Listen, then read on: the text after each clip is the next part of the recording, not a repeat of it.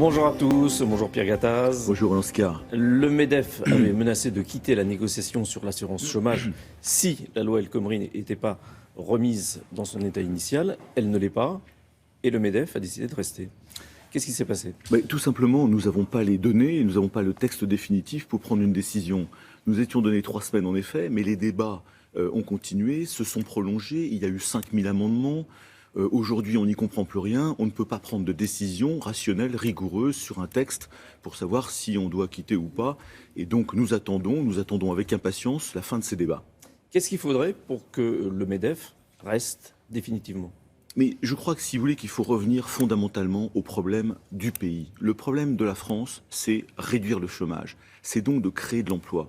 Qui crée de l'emploi ? Ce sont les entreprises. Aujourd'hui, ce marché du travail est complètement bloqué, rigidifié. L'ensemble des pays au monde, des économistes le disent. Donc cette loi du travail est fondamentale pour notre pays.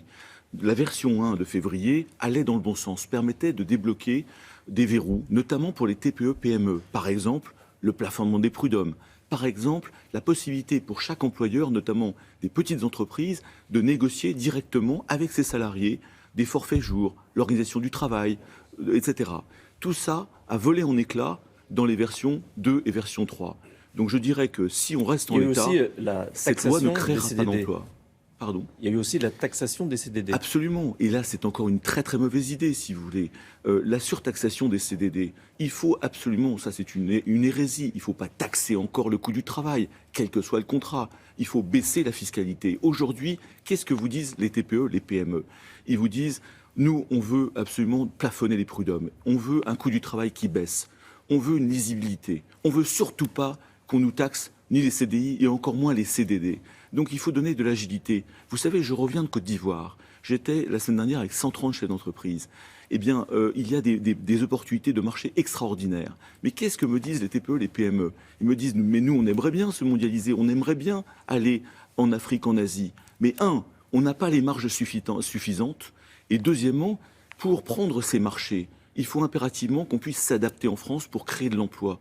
Vous voyez, cette loi El Khomri aurait pu, dans sa version initiale, apporter cette agilité, cette souplesse demandée par la conquête du monde. Le monde nous attend, le monde attend la France, mais si les marges restent très faibles et si le marché du travail ne se déverrouille pas, eh bien nous allons passer à côté d'opportunités formidables que nous tend la main, que nous tend le monde, et je dirais que le chômage ne va pas se résorber. C'est pour ça que c'est tellement important aujourd'hui que cette loi du travail se redresse, que les députés prennent leurs responsabilités, que le gouvernement prenne ses responsabilités pour faire que cette loi du travail revienne à l'esprit initial, c'est de créer de l'emploi. Il faut que chacun des députés regarde chacun des articles, chacune des mesures, en se posant la question, est-ce que cet article va créer de l'emploi, oui ou non ? C'est la seule question qu'il faut poser. Si on ne revient pas à la loi initiale, c'est une loi pour rien ?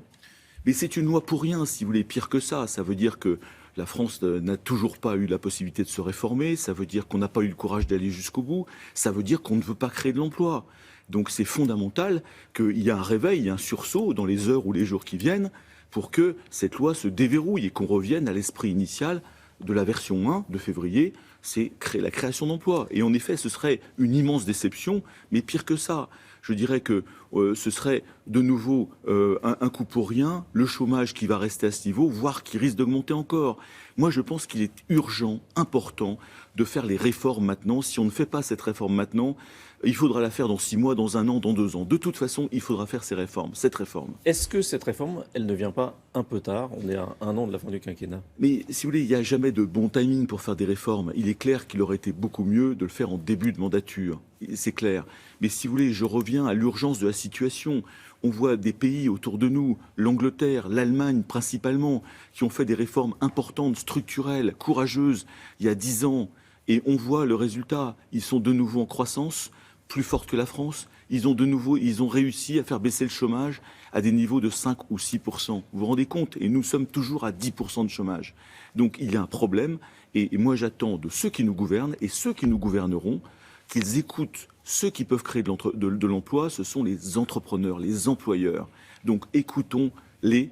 faisons en sorte que des réformes simples, courageuses se mettent en place. Je pense beaucoup aux TPE-PME. Vous savez, les TPE-PME, quand vous regardez ce texte, c'est extrêmement compliqué. Et on voit la complexité de ce droit du travail. C'est des choses trappes partout. C'est d'une complexité énorme. Plus personne n'y comprend rien. Donc moi, j'attends, si vous voulez, qu'on revienne à l'esprit initial de ce texte et qu'on simplifie. Il faut simplifier. La simplification, c'est ce que je disais, c'est donner des symboles clairs. Plafonnement des prud'hommes, c'était un symbole très clair. Ne pas taxer les CDD, au contraire, défiscaliser les CDI, les CDD, les rendre souples, simples, ce sont des choses claires. Ensuite, il y a un autre problème, c'est le mandatement syndical qui est apparu aussi.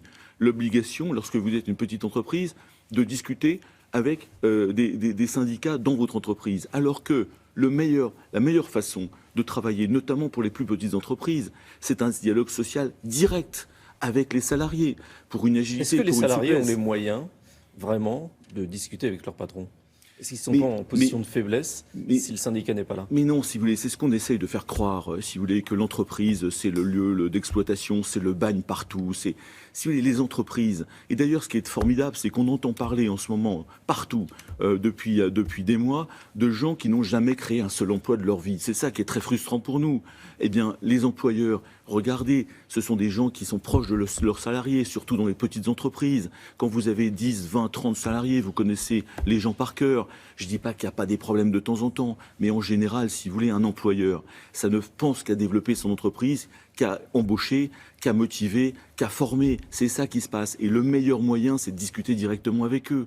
Et d'ailleurs, ce qu'on appelle les mesures unilatérales, eh bien, par exemple, les forfaits jours qui étaient dans la version 1, ça donnait la possibilité à l'employeur de discuter directement avec son salarié. Le salarié peut refuser.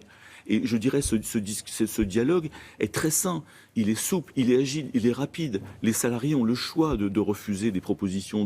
C'est comme ça le dialogue social. Il ne faut surtout pas le complexifier, il ne faut surtout pas l'institutionnaliser. C'était la version 1, le sens de la version 1 de la loi El Khomri. Malheureusement, en effet, aujourd'hui, je constate qu'on a tout complexifié. Les salaires mirobolants de certains patrons, dont on a beaucoup parlé la semaine dernière, est-ce que ça vous choque ? Écoutez, ce qui m'a choqué, notamment dans le cas de Renault et du conseil d'administration de Renault, c'est que les actionnaires s'étaient prononcés contre, je dirais, la rémunération. Et qu'une heure après, le conseil d'administration s'est assis sur la recommandation négative et a confirmé la rémunération. Ce qui m'a choqué, c'est pas la rémunération en tant que telle, parce que Carlos Ghosn a fait un travail incroyable, c'est un grand capitaine d'industrie. Il nous faut des grands capitaines d'industrie en France. Ce sont des gens qui pilotent des dizaines de milliers d'emplois, des risques, des responsabilités, des réseaux de sous-traitants qui correspondent encore à des dizaines de milliers d'emplois. Donc il nous faut des grandes entreprises, il nous faut le CAC 40. C'est fondamental pour tout le tissu de sous-traitants et pour les emplois.